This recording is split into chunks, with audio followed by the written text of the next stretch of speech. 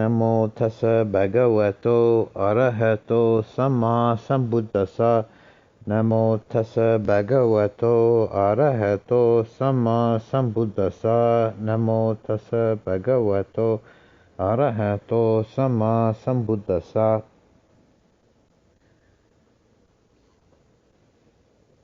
This evening I thought I would talk about some aspects of the quality of equanimity, upekkha.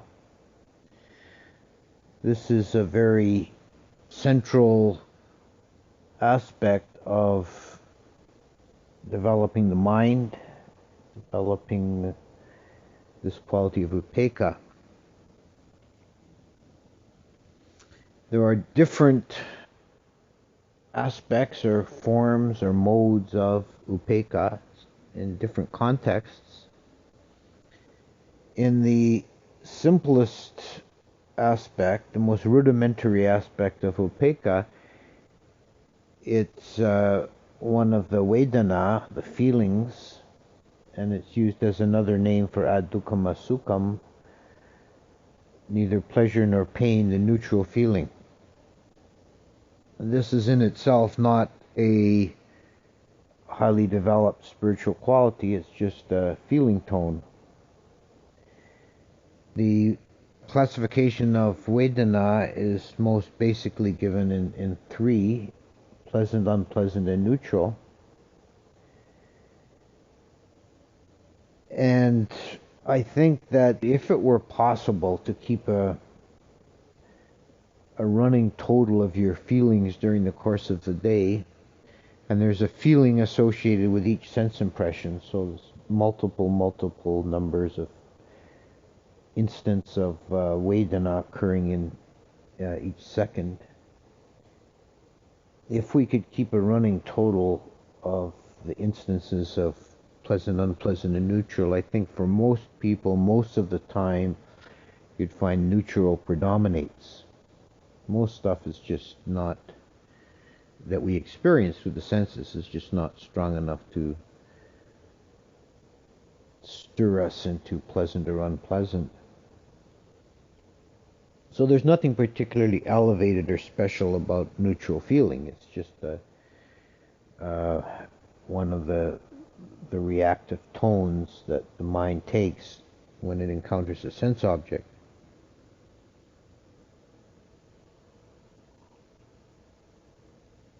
If you're developing mindfulness, it's a challenge, but it's important to do. It's a challenge to try and notice those objects that are neutral, because they don't normally make a strong impression on the mind. So they're easily missed. If something is extremely pleasant or extremely painful, it impinges the mind very strongly, and we're immediately aware of it, whether we're attempting to be mindful or not. It imposes itself on the mind stream. But a neutral object requires close looking.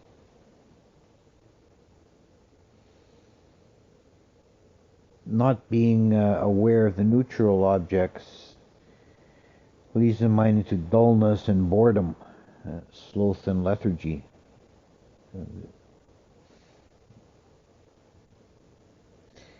In terms of the ethical qualities of the three feeling tones, unpleasant feeling is always associated with unskillful states of mind. Neutral and joyful are associated with either skillful or unskillful kamas.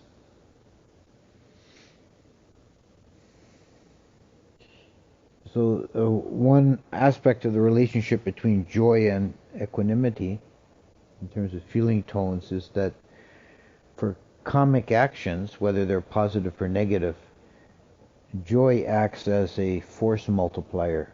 The kama is stronger if it's associated with joy. And that works for positive and negative.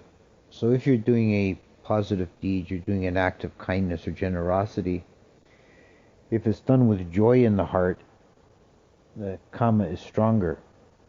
But if it's done just perfunctorily with a dull mind without any strong feeling attached to it, then there's still a positive karma, but less so, less strong. Likewise with a negative act, if you do an act of harming or a selfish, cruel act on someone else, if it's done with a relish, if you take joy in twisting the knife, it's worse. It's a stronger karma than if you just do it neutrally, cold-bloodedly. Then it's still a negative karma, but less so.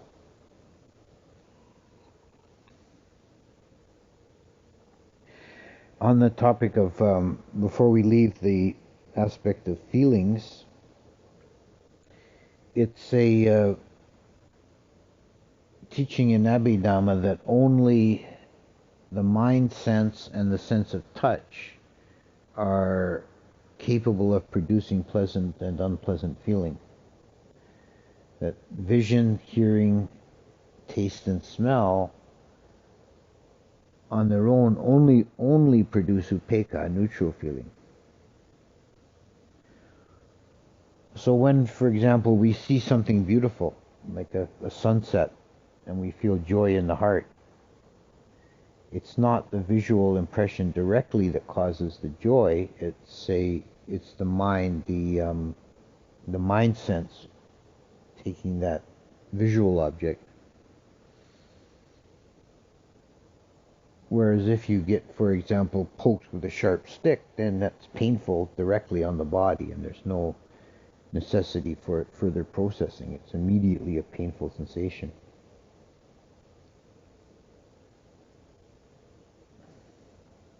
So this is why we have sayings in English like beauty is in the eye of the beholder, or it's a concept of an acquired taste. Like any particular type of food as an individual taste that you might find either delicious or neutral or horrible. And someone else might disagree and not have the same tastes, because the enjoyment is not intrinsically in the sense of taste. It's in the mind sense, receiving that taste and then processing it further. So that's why the same taste can be unpleasant at one time, and then you learn to like it and it's pleasant later. It's what they call an acquired taste.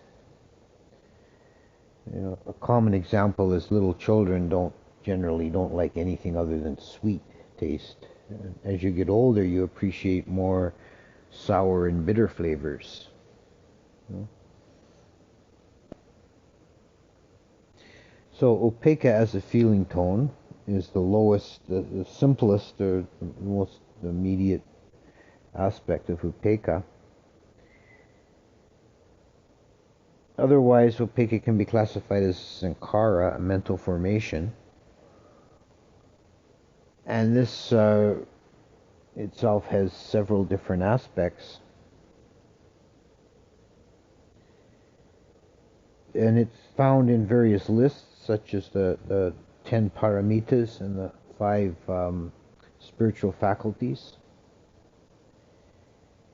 Or no, it's not a spiritual faculty, I'm sorry. It's one of the 7 bojjhangas, the enlightenment factors.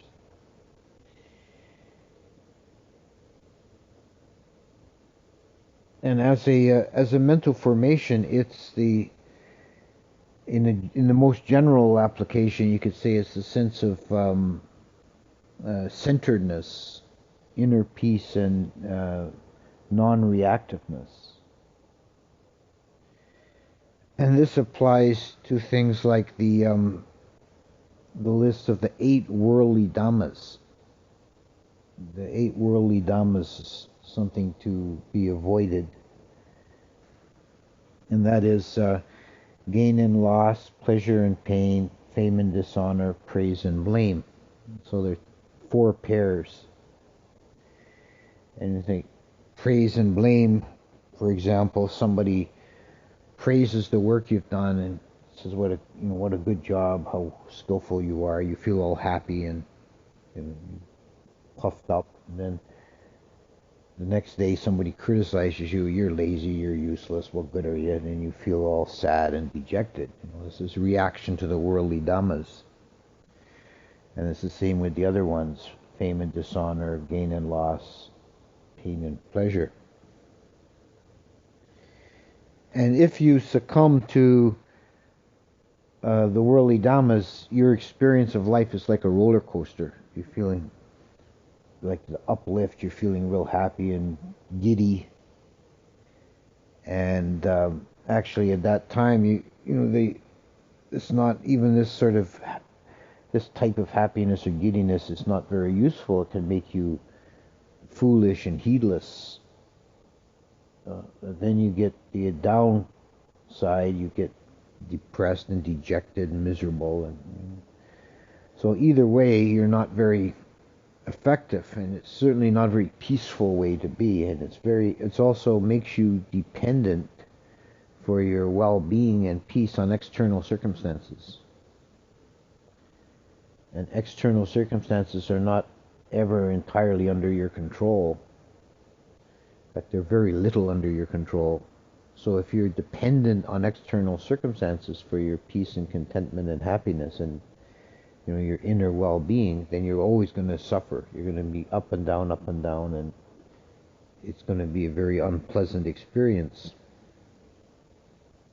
So you're trying to find this inner peace of upekkha, is a central position of not being greatly affected either way, but being calm and centered, clear, and then you can be clear and effective in your decisions and your actions.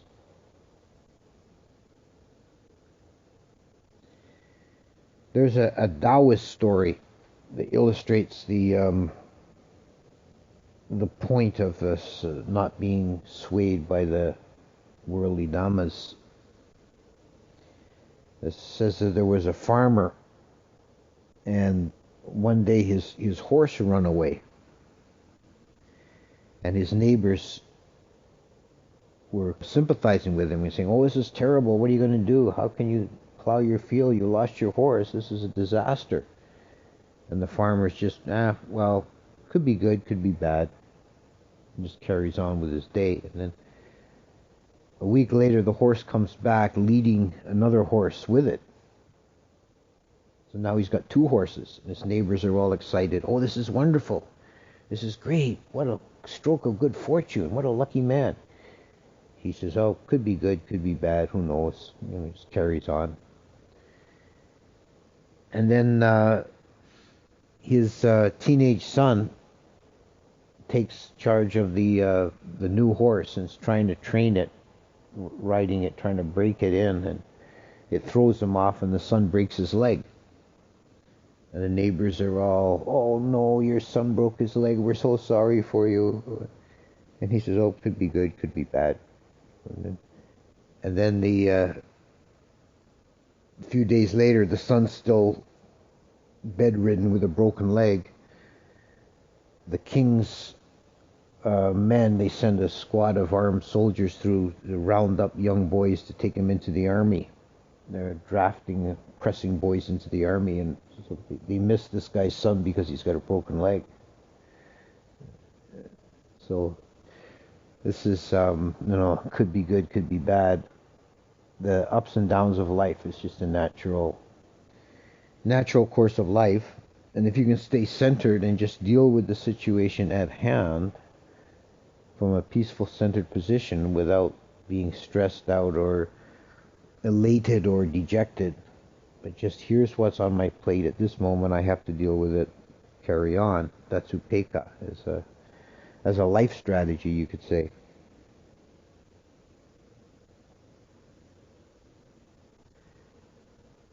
Upekkha also is classified as one of the four Brahma Viharas. This is the four divine abidings, the skillful emotional states of metta, friendliness or well-wishing, loving kindness, karuna, compassion, mudita, sympathetic joy, and upekkha. And of the four, Upeke stands out.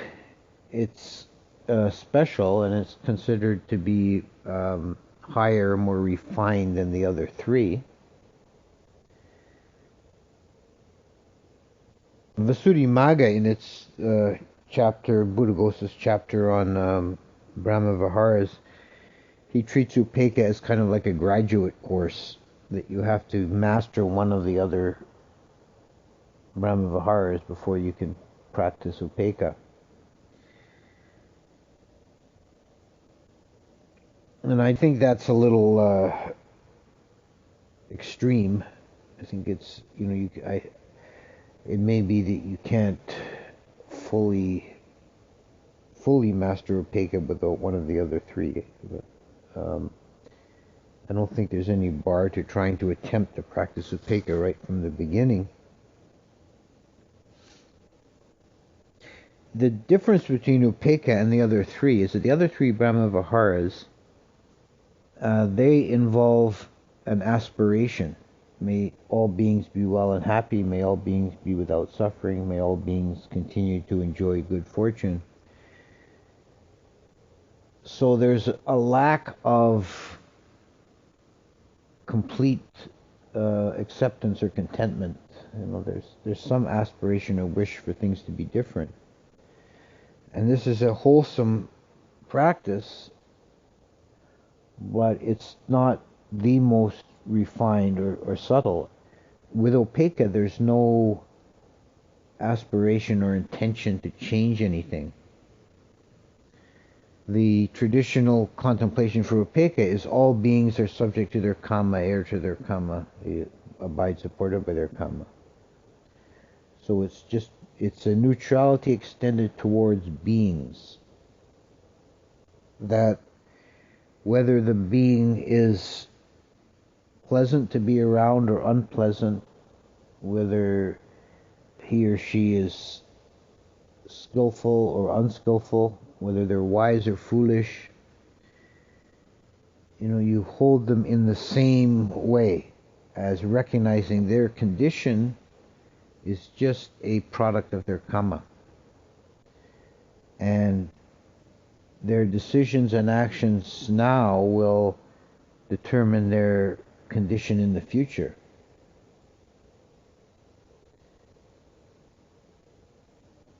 Another way of contemplating Upeka directed towards beings is whatever the type or condition or development of any being, this being just wants happiness, doesn't want suffering.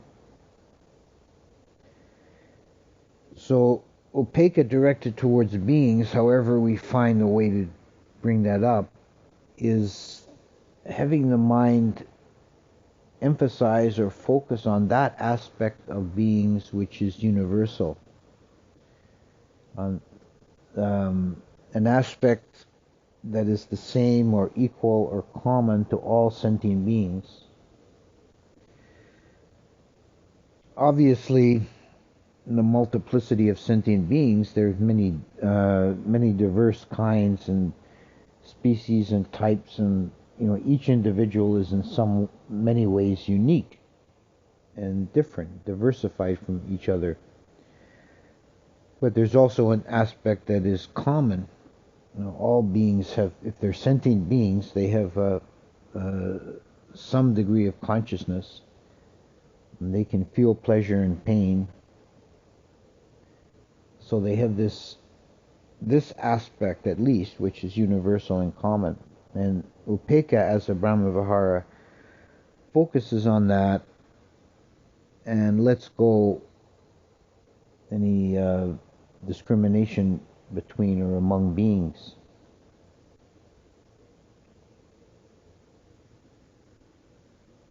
And also, more than the other three Brahma-viharas, it also opens the door to an appreciation of emptiness. By seeing beings as the fruit and product of their karma, it gets away from the concept of beings as integral, permanent persons or personalities. There's just a comic flow of cause and effect.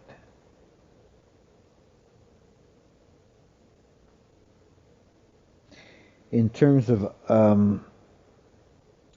samatha meditation, tranquility meditation, or meditation towards jhana, upekkha is very clearly set out as the most refined feeling tone. As the mind advances through the four jhanas, it moves from joy to bliss to equanimity. The fourth jhana is associated with equanimity.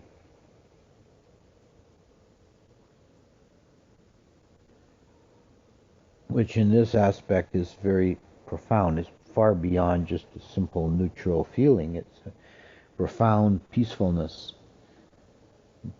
profound sense of well-being,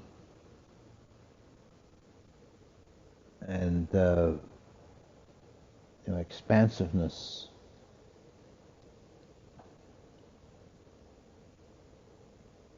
The Brahma gods of the fourth level, whose nature is equanimity,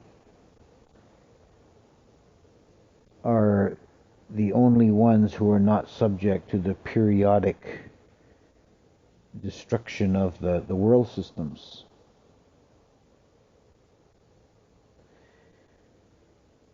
The destruction by fire destroys everything up to the first Brahma level.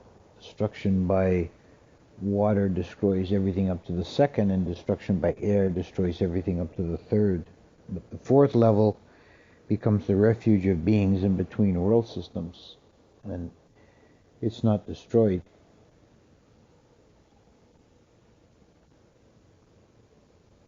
According to one text, this does not violate the law of impermanence, because it's only by an abstraction we can even consider it a realm.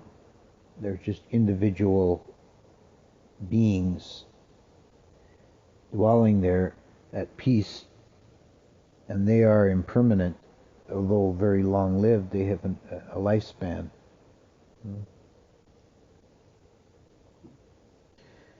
But they're not subject to any of the turmoil of the worldly systems below them. So if the mind gets to this level of equanimity, then it's risen above all kinds of turmoil and creation and destruction that occurs below it.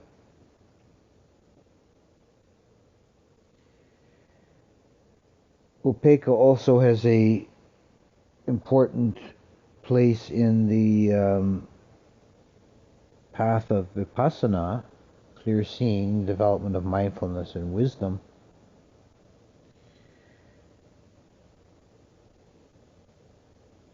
There's at least two aspects of this we can talk about. One is the way of holding objects with the mind,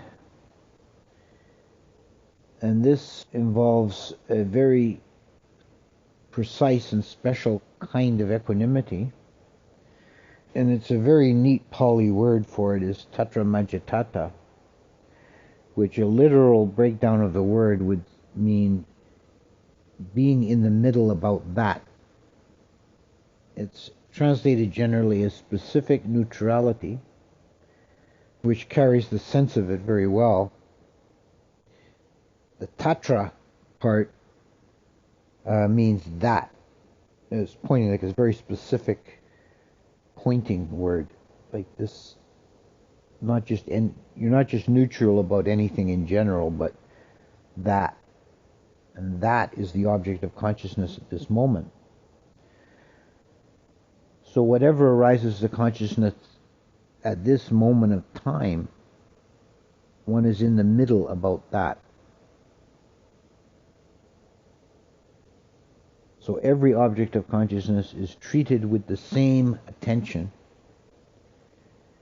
And if the quality of upekkha in this form of tatra majjhatthata is strong, then the mind is not disturbed or moved by any object.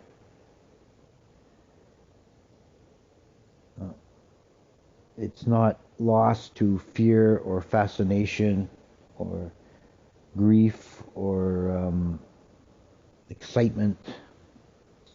It's just, this is the object, this is what it is, this is its nature. And the mind remains in the middle. It's not pushed to either direction. And this is a very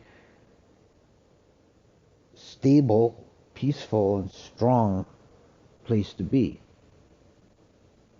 Whatever arises is just seen as an object of awareness and is allowed to pass through.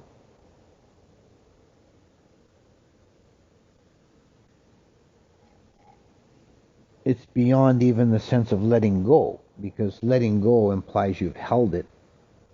If you're not grasping anything in that, if you're holding the mind in this way, things are just passing by, passing through. It's been compared to sitting by the bank of a river and watching branches and leaves and things floating on the surface of the river, watching them float by.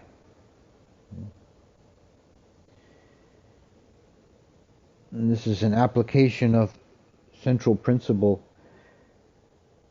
Nothing is so trivial it can be ignored, and nothing is so important it needs to be grasped. So once again, we have in a different context, we have the aspect of equanimity as treating everything equally. And this is another gateway into the sense of the emptiness of things. Because when everything is treated just as it is in its own nature without having an emotional reaction, then its true nature reveals itself. The emotional reaction we have to objects obscures them, makes them opaque to our vision.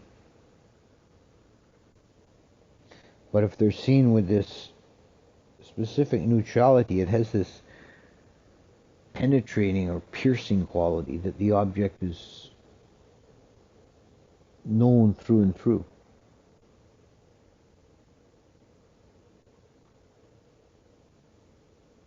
With the development of Vipassana, the highest stage that can be attained by striving is that of equanimity about formations. And this is what equanimity has reached, a state of very mature development. So the mind is rock solid. It's very stable. And it's very peaceful. The profound peacefulness of the mind is very pleasant abiding to sit in equanimity about formations. And this is what we're working towards with the Vipassana path. Through various stages and struggles and difficulties, you finally come to this resting place. But it's not the end of the path, but it's as far as you can go by your own efforts.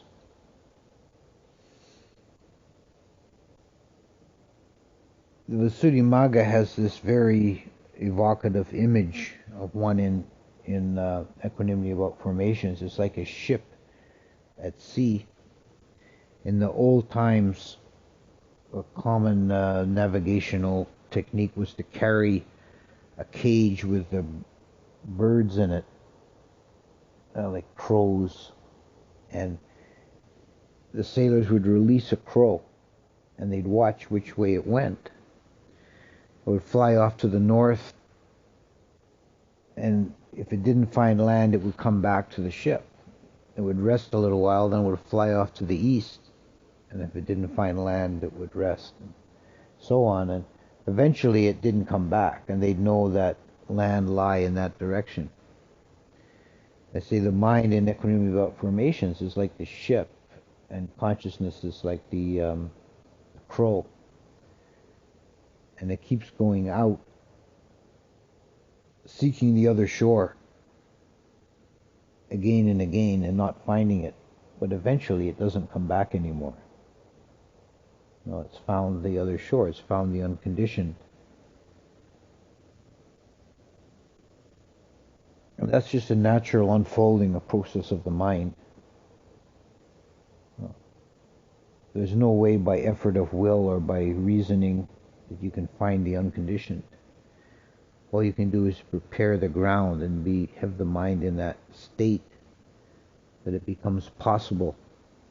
And this is the equanimity about formations.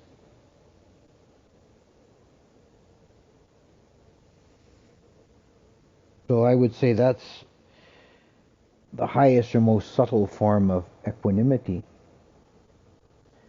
So this quality of upekkha has this wide spectrum all the way from just plain neutral feeling all the way up to equanimity about formations. And it can be equanimity towards persons, that's the Brahma-Vihara equanimity, or it can be equanimity towards dhammas or objects, which is the Tatra Majjhatthana, the equanimity of insight.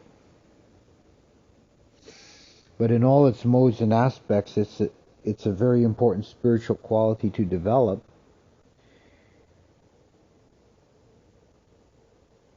And it lays this very strong basis for spiritual development.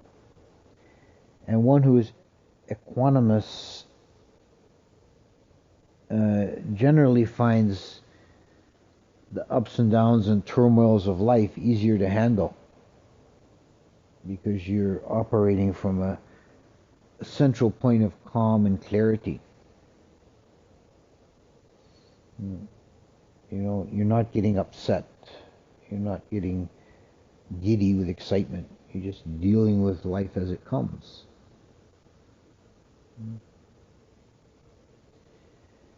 So it's a quality to be noticed in oneself and fostered, developed.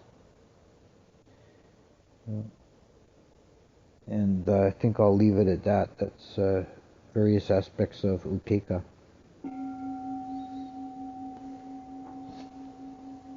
Ramayam Kamakapaya Sadhu Karamase Sadhu Sadhu Sadhu Anumodam